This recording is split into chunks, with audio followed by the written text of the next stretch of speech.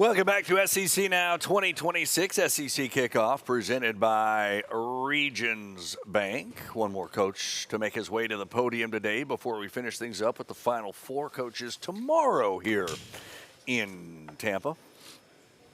All right, you look at Texas A&M, that would be Mike Elko. This is a team that won their first 11 games of last season. First time since 92 that they had achieved an 11-0 record, third time in program history. Of course, lost their final two games. Texas and Miami got them. However, yeah, that's when things went bust. They finished the regular season with that loss at Texas and then the 10-3 loss at home to Miami in the first round of the college football playoff. Now, in his first season as a starter, quarterback Marcel Reed accounted for over 3,600 yards of total offense, the highest single-season total by an Aggie since Johnny Manziel's 4,800-plus yards in 2013. And, of course, Marcel Reed is back for his redshirt junior season. Texas A&M, the fifth best chances to make the SEC championship game, according to ESPN Analytics. Cole Kubelik, why do you look perplexed there? Just no Ole Miss again. Oh, yeah, Any yeah, graphic sure. that we have, anything about playoff, championship, SEC championship game, it's like we have just swiped left on Ole Miss.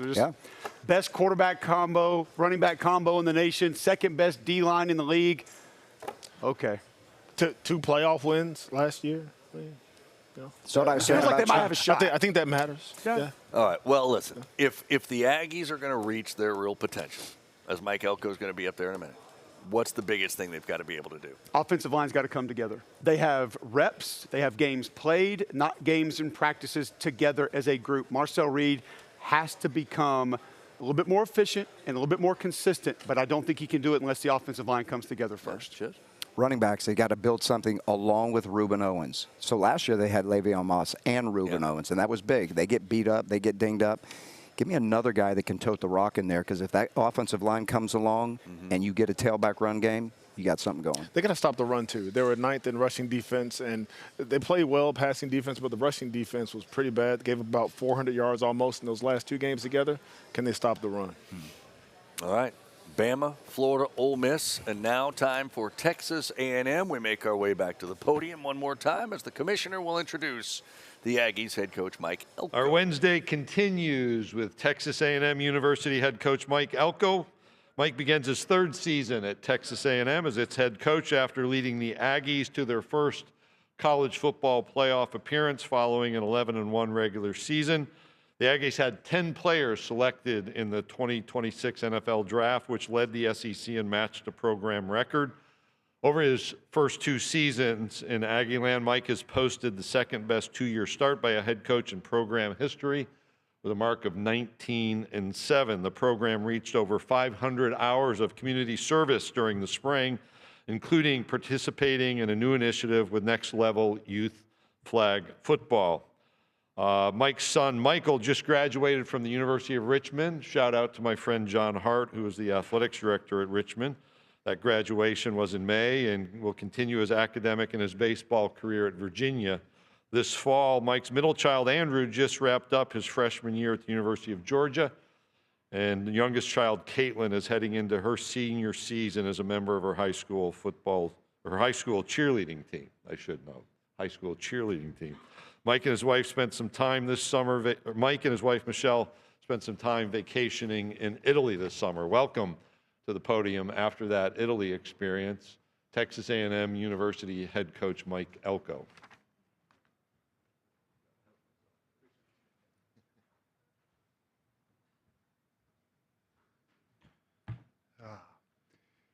How are we doing? Excited to be back here for my third season at SEC Media Day. It's crazy how quickly you go from being in your first year as the rookie to being in your third year as one of the more seasoned veterans in the conference. I guess that's the process of being in the SEC. I want to follow up a little bit on what Greg said about the family.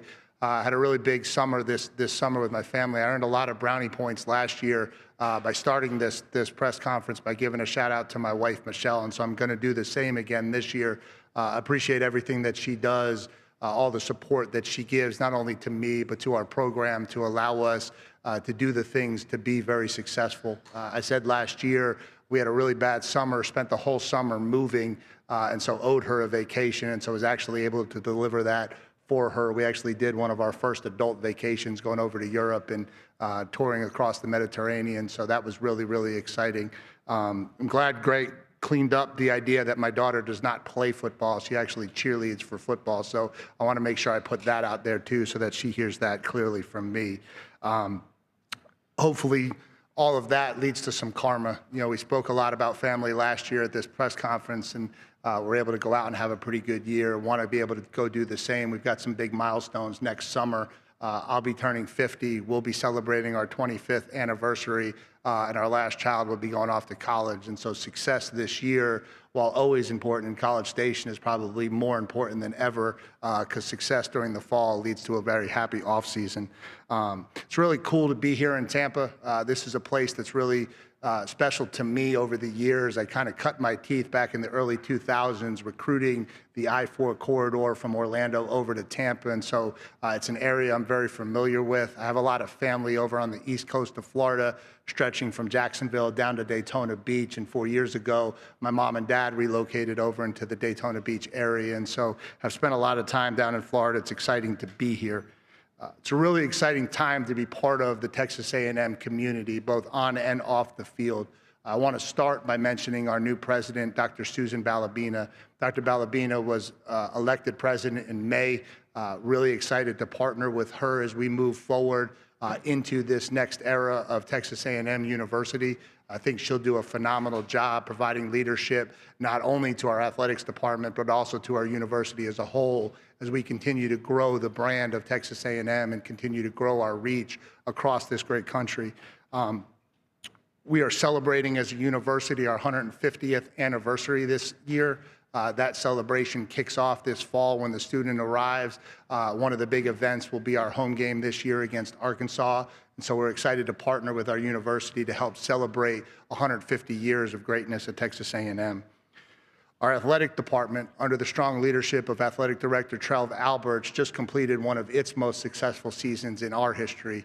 Want to give a special shout out to our women's volleyball coach, Jamie Morrison. Our women's volleyball team captured their first national championship ever this year.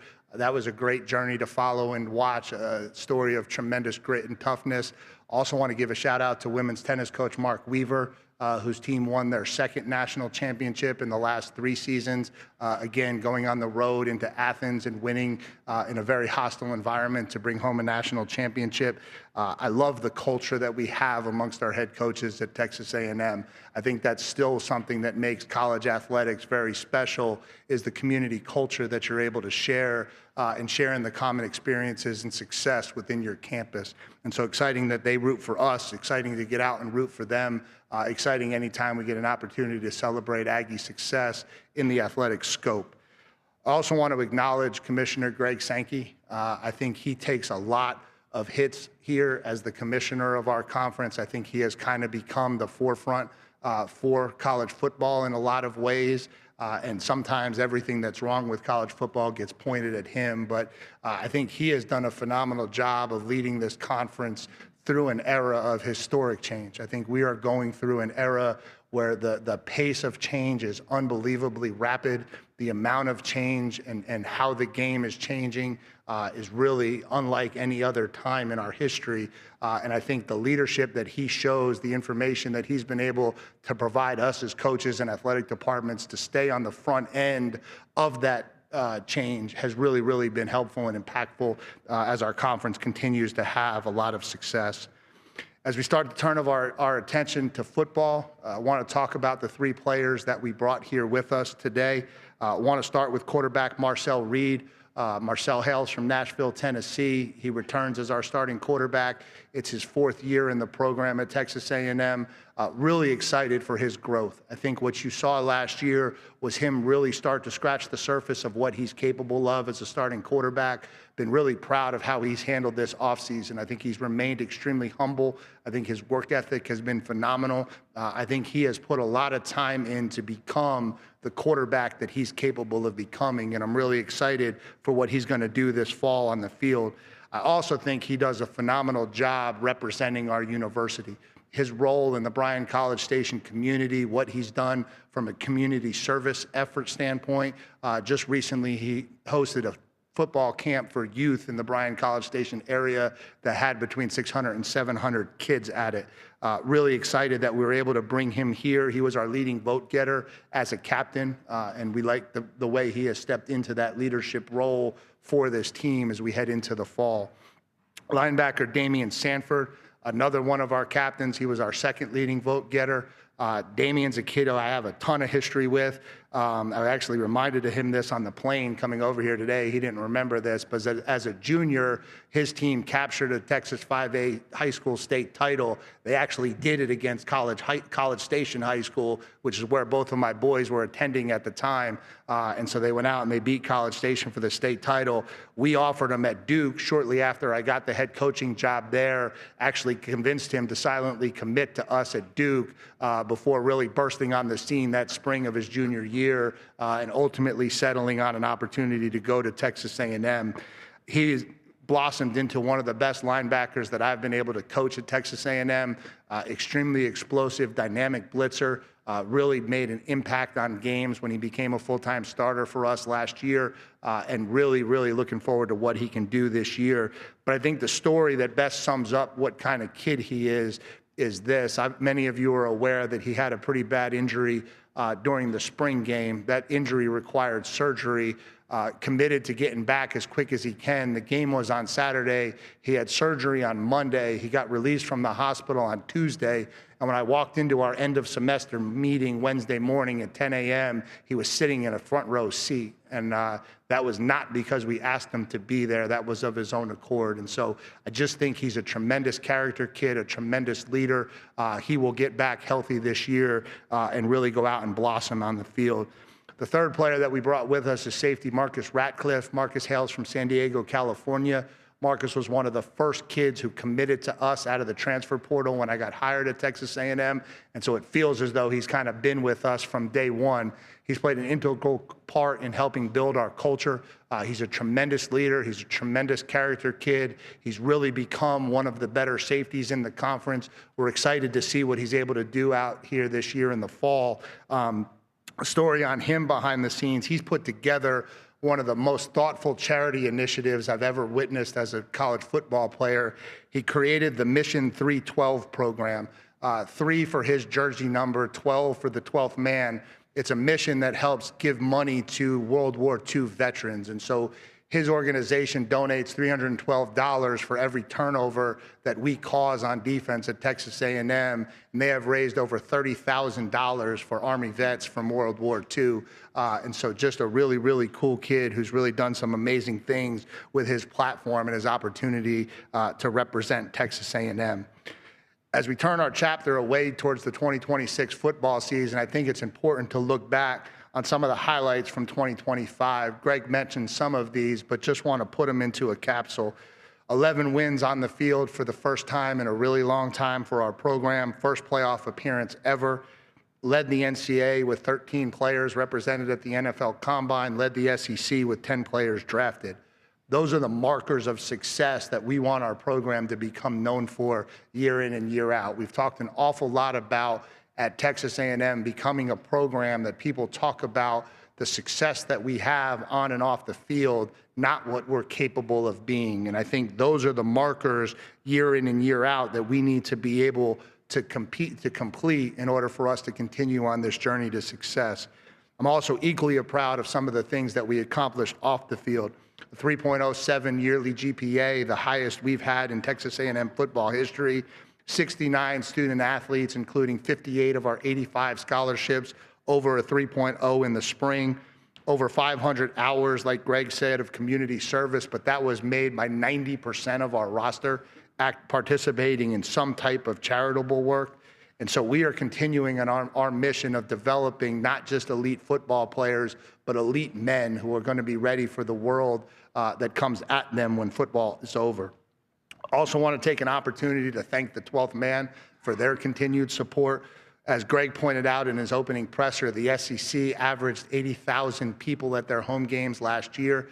At Texas A&M, we set an attendance record averaging 106,000 people at our home games. That's 103% capacity in our stadium on average. And so they continue to find ways to come out and support this program at unbelievable levels. And I'm forever thankful and grateful for the support that we have in College Station at Texas A&M.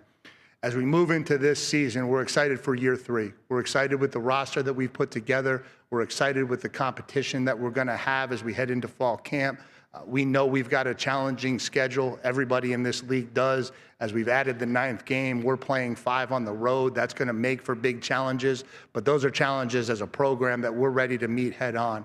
We're excited for the opportunity to go out and compete, to finish at a better clip than we have the last 2 years, and to start bringing trophy and hardware to College Station. And so we're excited for what's ahead. We're excited for the challenges.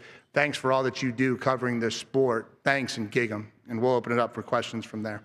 All right, thank you, Coach Elko. If you have a question, Tommy, Jalen, or Kylie will get a microphone to you. So we'll start right over there, straight down the middle. Jerry Humphrey III, AO.com, Coach Mario Craver, he kind of exploded on the scene. What's kind of his ceiling like in this offense this year? Yeah, I think it's really high. I think he's one of the more explosive, dynamic slot receivers I've been able to be around. I think he does a really, really good job of creating separation. He plays bigger than his size. I think he's going to have a really, really big year for us if he can find a way to stay healthy and be consistent week in and week out as we go through this season. Okay, we'll go straight here on this other side of the aisle, just right across. Hey, Coach Travis Brown, KBTX. You mentioned earlier how it's the first time y'all have had a quarterback coach that wasn't the coordinator. What are some of the advantages with that, and what has Joey Lynch brought so far? Yeah, I think the biggest advantage is you have a guy in that building who spends every minute of every day worried about developing our quarterbacks. And that's certainly no disrespect to Coach Klein. Colin did a phenomenal job. But when you're the offensive coordinator as well, you've got a lot of other things to worry about. You got practice planning, you got scripting, you got making sure the meetings run right, you got to focus on the run game. When you have a full-time quarterback coach like we do now with Coach Lynch, his sole priority every day is to create a plan, not only for Marcel, but for each of our quarterbacks to grow and develop every single day. And so I think he's done a phenomenal job of putting a plan together. And then I think each of our quarterbacks has done a really good job of putting in the extra work to come in and execute that plan. And so I just think the dedicated time to the position enhances the ability for a little bit more detailed growth in that room. Okay, we'll go in this section in front of me about midway back. Tony Catalina, 24/7 Sports. Coach, obviously you talked about Mario Craver, but you guys brought in Isaiah Horton from Alabama, 6'4" guy, premium X receiver. Marcel was really excited about his addition. Can you just talk about what the priority was to get him on this program and just what he can do for this offense? Yeah, we've been searching for that size guy really since we've gotten there. And, when Noah Thomas left, we didn't really have that replacement. And I think going out and getting a guy who has the ability to have a big catch radius, who can make the contested catches, who is a difficult cover regardless of how close you are to him, just because he can make contested catches and catch himself open. Been really excited with his development through this offseason. I think he's really bought into what we're trying to do and become a really, really good route runner. And so I think when you talk about the combination of Mario, Isaiah, along with Ashton Bethel-Roman and Terry Bussey, I think we've got a lot of depth in that wide receiver room to be really, really explosive. Coach, we'll go over here on our middle aisle, right in front. Hey, Coach. Nick Laza from WOG in Athens. Can you give us some insight on the decision-making to promote Holman Wiggins from within to offensive coordinator than looking elsewhere? Yeah, I think we did both. I think we ran a national search. I think we interviewed and talked to a lot of guys, but I think one of the mistakes sometimes we make is we assume different is always better. And I think in my experiences, that's not always the case. And so I knew who Holman was. He's an extremely intelligent football coach. He's got a lot of experience, not only at Texas A&M, but also in this conference. I think has a resume of unbelievable offensive success, has done a phenomenal job of enhancing our wide receiver room. And so just have a ton of confidence in who he is as a football coach and what he's capable of doing as he moves into that role. And so obviously he'll have to take the step of calling plays, but I think everything else he has already accomplished at an elite level in college football, and somebody had to give him an opportunity, and I didn't want it to be another program, and so we decided to make the move ourselves. Okay, we'll stay in the center aisle over here on the left.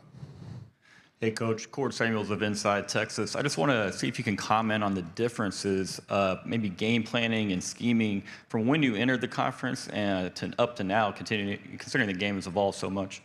Yeah, I think probably one of the biggest things that has happened is the game has slowed down. I think I just talked about this on Digital Row a little bit. I think with the way we can talk to the linebackers now, the way the offensive coaches can talk to the quarterbacks, I think the need to communicate has become more of a premium, and I think that has changed the game a lot in terms of what people are doing at the line of scrimmage, how people are operating at the line of scrimmage. I also think that the transfer portal has impacted depth among rosters a lot, and so you've kind of moved away a little bit from these uber high-paced, fast-paced offenses, because I don't think they have the ability to sustain that anymore over the course of an entire season. And so I just think that there's always evolution in the game, and I think it's shifted more to an at the line of scrimmage, put some emphasis on the quarterback because the offensive coordinator can talk directly to him at the line of scrimmage. And then I think defenses have had to be able to use the communication with the linebackers to be able to evolve and stay up with that. Okay, we'll go over to our right-hand side along the wall. Hey, Coach. Bruce Marshall from WHBQ in Memphis. I apologize for wearing the Texas shirt. I got confused looking at the schedule. I promise tomorrow to wear my A&M shirt when Coach Sarkisian talks. Perfect. So, anyway, just to get that out of the way. Real quick question about the nil, just trying to wrap my head around it a little bit. And maybe this is something Derek Miller would be, I should ask him. But A&M has quite a nice nil operation going, but institutionally, across all the sports, is nil money earmarked for specific sports, or is it general across the whole athletic department? And does basketball and women's sports, do they have their own Derek Millers who kind of solicit for those sports? Wow, that's a deep question. First, when you said nil, I thought we were talking about soccer for a second. Yeah, I think we have tried to do and be a very strategic program and athletic department in the NIL era. I think as we move forward, it's not lost the impact that NIL has in acquiring talent. And not that you want to be in the world of being at the highest end or buying people, so to speak, but the value that you're able to provide your student athletes, it enables you to retain and attract some of the best talent. And so it's not lost the impact that NIL has. And so I think we've just tried to be extremely strategic, not only as a football program, but as an athletic department, in how to navigate that space as we move forward. Related to other programs within our university, I wouldn't want to comment on how they run their program. Certainly Derek Miller for us does a really, really good job of partnering with our athletic department to make sure that we're funding things at the level we need to be able to compete and be successful. Coach, we'll go in the middle in the section right in front of me. Hey, Mike, Alex Miller with the Bryan College Station Eagle. You and some of your players have really mentioned the need or the desire to create more turnovers this coming season. I'm just curious how you go about, coaching, teaching your guys to tangibly do that and improve in that area. Yeah, I think turnovers is a skill. I think your ability to punch and attack at the football and cause turnovers is a skill, just like blocking, just like tackling, just like catching. And so I think we've spent some time in film work trying to show and illustrate where turnovers come from, show some opportunities last year where we had opportunities to create them and we didn't do it properly. Then you try to go out all offseason and drill it to the best of you can.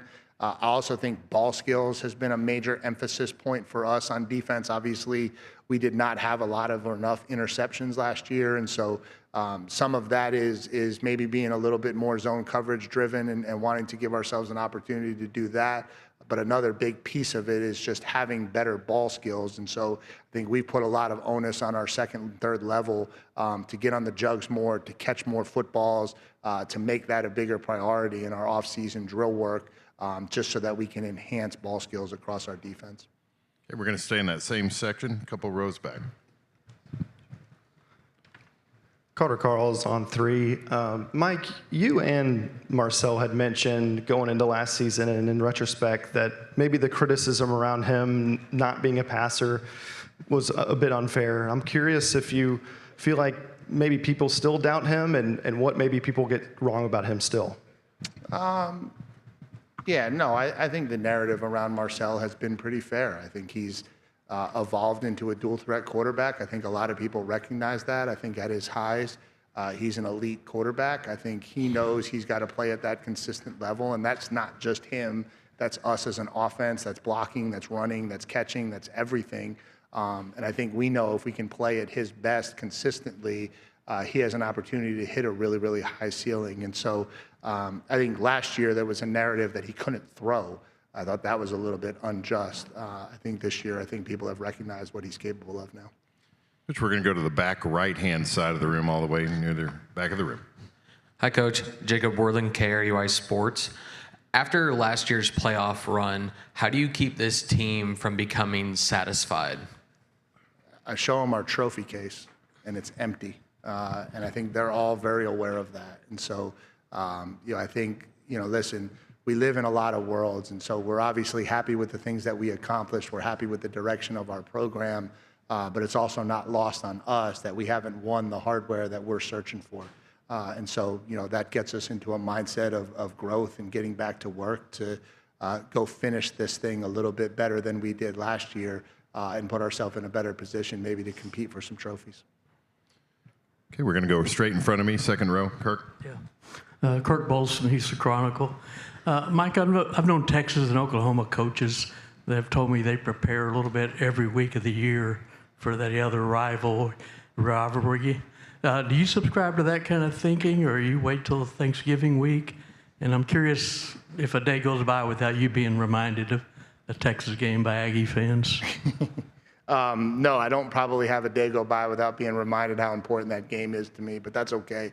I think that's what's great about college rivalries is the passion that our fan base has for that game and certainly is matched by their fan base for that game as well. I think not only because of the rivalry, but also because of the status of both programs, I think it would be naive to not say that we put a little bit of extra work into preparation for that game because that game inevitably is going to mean an awful lot. It has for the last 2 seasons, not just because of the proximity and the rivalry, but because it seems to have playoff and SEC championship implications as well. And so when you put all of that into that game, it certainly makes a little bit of sense to give it some extra preparation. Okay, we're going to go down the center aisle all the way towards the back of the room. Coach, Raymond Parch with ESPN 1037 Lafayette. You bring back a ton of skill position guys. You bring back a ton of guys on the back end as well on your defense. But line of scrimmage, you're having to break in a lot of new guys on both sides of the football. My question to you is, how much confidence do you have that you and your staff are going to get them ready for such a tough schedule? I got to have confidence because the schedule's coming and we got to be ready. We don't have much of a choice. No, I think 2 things. I think one, we've had more defensive linemen drafted than any program in the country since I got to Texas A&M in 2018. And so we have gotten into a rhythm of replacing D linemen that have been drafted. I think last year at this time, there was a very similar conversation. We had just had 3 draft picks, 1 first rounder, 2 second rounders. We were talking about how we were going to be able to replace that talent. And we did it with, a second rounder and 2 third rounders. And so I think we were able to replace it at a really high level. We've got to be able to go do it again. Now we can't just talk about it. We got to go do it. And so we've got to elevate the players that we have in the program and get them into a position where they can go out and they can compete at the level that has become the standard of our defensive line. On the other side of the ball, I think we've done everything that we possibly can to create an environment for us to be successful. We went out and we added 4 transfer portal guys who had starting experience in the SEC. We've recruited at a really high level. We have some extremely talented young players who are chomping at the bit for their opportunity. And so what that has created is a ton of competition for those spots. And so I think competition always elevates. And so our goal is to make sure coming out of fall camp, we have an offensive line that is ready to cohesively function together and play at the level we need them to play to go be successful. And whether we get that done week 1, 2, 3, that's got to happen as quick as it possibly can. Okay, we'll take one final question about midway back on our right and center up. Coach Ryan Shapiro, Columbia, Missourian. In your time at Texas A&M, you've had a lot of success on the road. What do you credit to your success on the road, especially in a conference like the SEC, where winning on the road is such a big deal? Yeah, I think it was such a big emphasis point for me when we took over because we had such struggles. I think when I took over, it had been since 2021. Actually, at Columbia, Missouri was the last road game we had won in the conference. And so we knew in order to take the next step and the next hurdle that we wanted to take, winning on the road was going to be a big part of it. As you looked at our schedule last year, some of the daunting road trips that we had on the schedule, winning on the road was going to be a big part of it. And I just think when you play in this conference, you have to dedicate a lot of time to playing in environments that are going to be really, really uncomfortable because that's where success is going to get defined. And certainly this year is no different. We've got some daunting road trips again that we're going to have to take this year. And so it's just something we spent a lot of time on. We started installing our cadences in spring ball. It's become a bit part of our base operation, how we're going to function in those environments. We start really drilling down on in fall camp. And I just think it's as big a part of how you play offense nowadays as anything you do because you know success is going to become such a big part of what happens in those games. Coach Elko, thank you for your time this afternoon. Awesome. Thank you guys for all that you do for SEC football. All right. In terms of coaches at the podium, day 3's over. We're not done.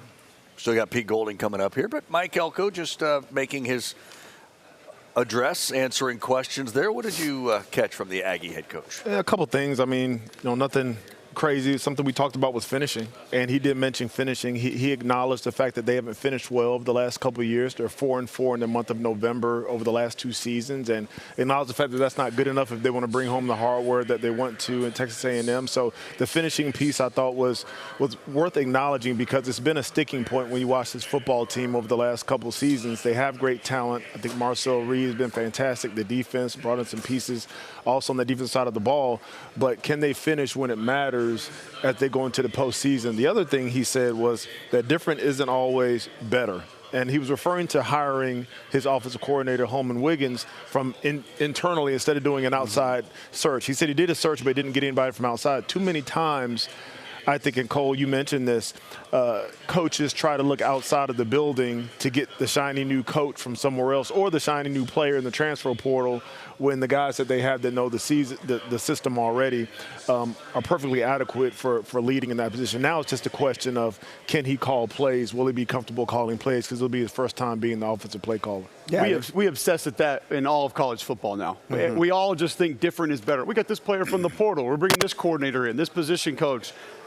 When you have a known commodity, even if the experience is not what it is at some other places that you might be able to go get, like I think what Elko is saying there, trust your gut. Yeah. Trust your gut on a guy that you believe can get it done. And it's never been more important because it's such a transient league now, right? Everybody's in and out. You want continuity. If there's any way possible to keep the same guy, it means more now than it did 10 years ago, 5 years ago. All right, so Mike Elko, a little bit measured. Our next guest, not so measured up there, and we appreciated every second of it because he's coming up on this set next. He is the guy that enters year 1 as the main man in Oxford, Mississippi. Yes, he may be 2-1 in the playoff, but this was his first media days. He certainly made some waves, but that's Pete Golding's style. Tell it like it is, and he'll do it on the set with us in moments.